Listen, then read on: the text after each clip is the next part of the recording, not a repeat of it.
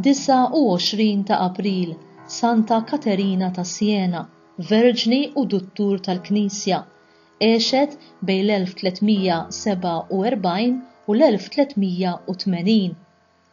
Katarina Benincasa, waħda mill-akbar nisa li qatrat id-dinja.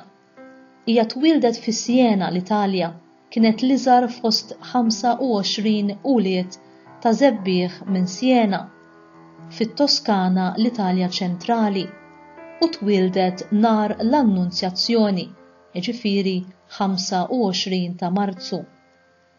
Minkejja li ħajruha għaż-żwieġ, kienet għal kollox deċiża li ma trix tiżżewweġ. Ta' 18-il sena ikkonsagrat lilha nnifisha lill-Alla u daħlet terzjarja Dominikana, u mal-ħajja kontemplattiva ta' meditazzjoni u talb bdiet ħajja l-aktar attiva, billi bdiet tmur fl-isptarijiet iddur bil-morda u bix-xjuħ u tgħin lil kull min setet.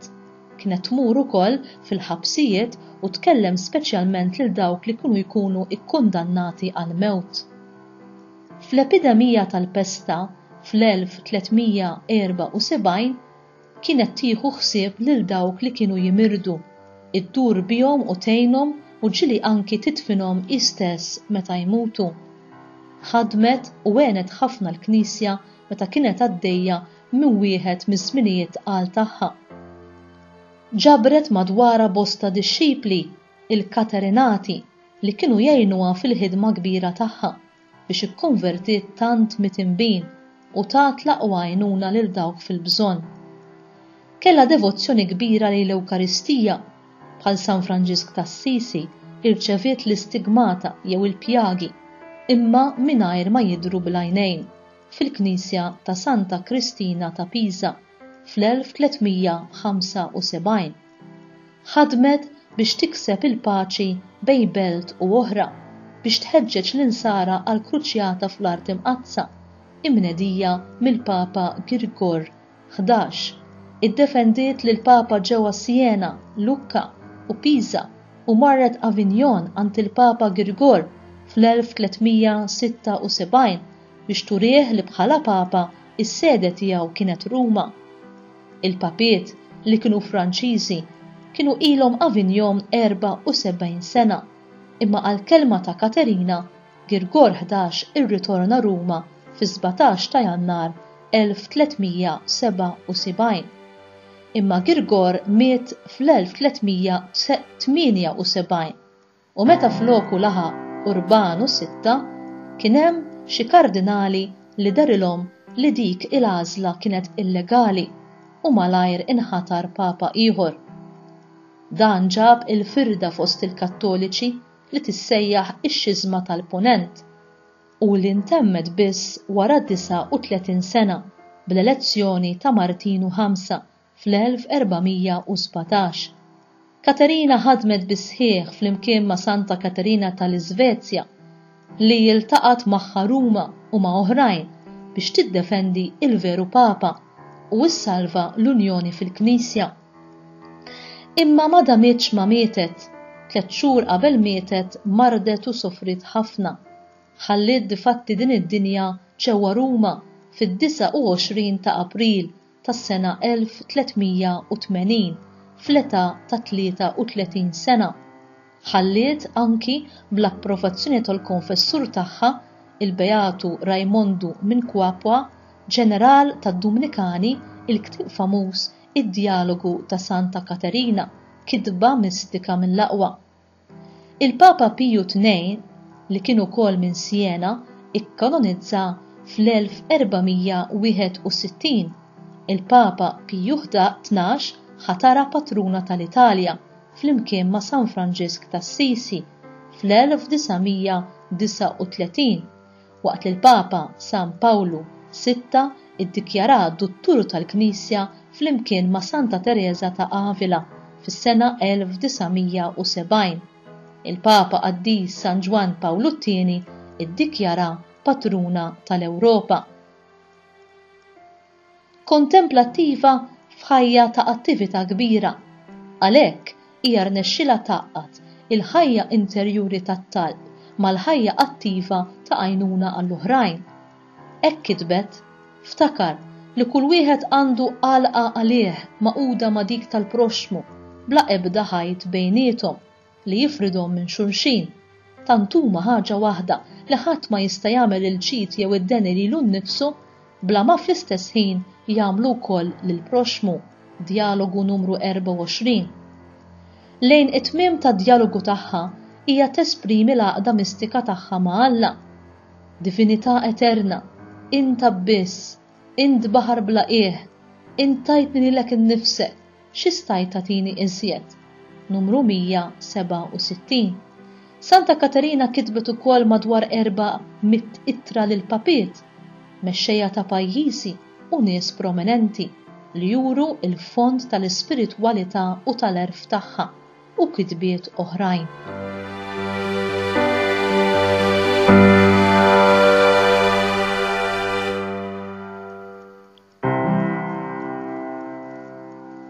Ta' min inkomplu nsemmu aktar dettalji dwar il-ħajja rikka ta' din il-qaddisa tal-lum. Imsemmija għal Santa Katerina tal-Ixandra kienet tifla ta' intelligenza u ta' maturità il-fuq minn normal. Sa minn xkunita kienet tidher miġbuda ħafna lejn Alla u kienet tfittex il-ġabra fit-talb. Ħajjita kollha kienet tagħmel penitenzi kbar speċjalment fl-ikel u fl-irqat. Tikol u torqod mill-inqas u silenzju strett. Tifla ċkejkna kienet tiġbor l-tfal tampara u tkellimhom fuq Ġesu. Fl-età ċkejkna ta' 6 snin kellha esperjenza mistika tixbaħ ħafna lil dik ta' Santa Katerina tal-Ixandra u li ħalliet il-marka tagħha fuq il-kumplament ta' ħajjita. Min wara il-kampnar tal-Knisja ta' San Dominku fi Siena lemħet lil Ġesu fil-glorja li ħassitu jgħidilha tkun l-arusa tiegħu. Stedina li Katerina aċċettat bil-ferħa. Fiskiet ta' kamrita kienet tinġabar fit-talb titkellem ma' Ġesu. L-akbar turment tagħha kien meta kienet tħoss lil Ġesu tant il-bot. Fil-fatt, meta darba derilha ilmentat miegħu u qaltlu: "Fejn kont, Sinjur, kemm fittixtek għal xejn?" Ġesu weġiba: "Kont f'qalbek nitaxxaq bik, narak tiġri warajja." Ta' 20 sena kellha dera mistika oħra li tikkonferma dik id-dera ta' meta kellha 6 snin. Din id-darba derilha Ġesu Redentur fil-kumpanija tal-Madonna, ta' San Ġwan, ta' San Pawl u ta' San Dominku.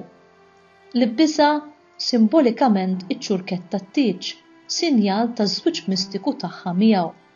F'din id-dera mistika, Ġesu talab lil Katerina toħroġ mill-ġabra ta' kamrita u taqsam mal-bnedmin l-imħabba kbira li kellha lejh.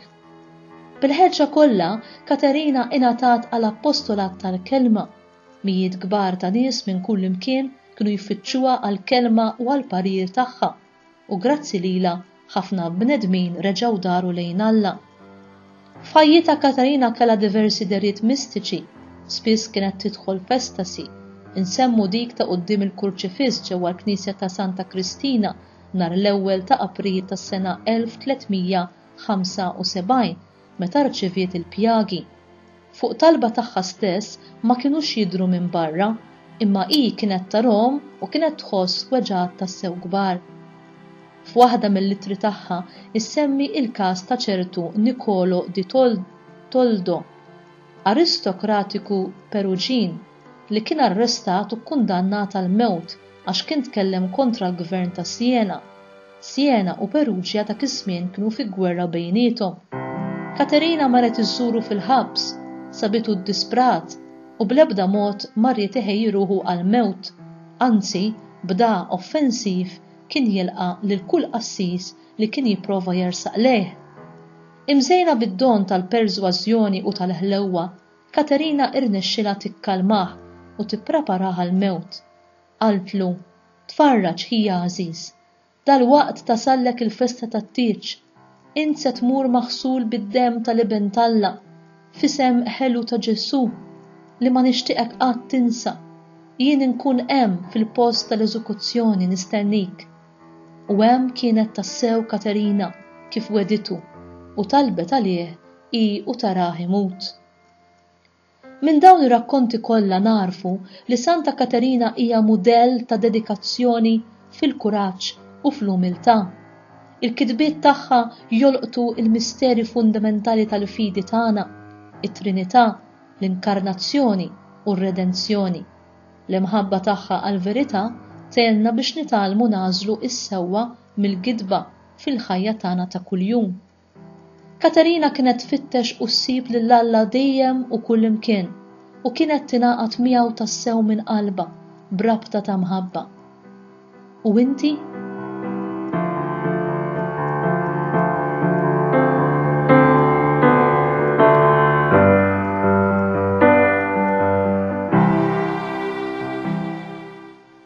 Talba mill-liturġija tas-Sijat.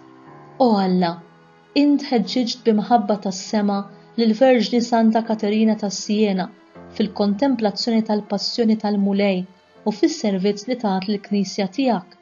Għamel bit-talb tagħha li l-poplu tiegħek miġbur xirka waħda fil-misteru tal-ġisem mistiku jikseb ferħ għal dejjem fil-dera tal-glorja ta' Ibnek Ġesu Kristu Sidna.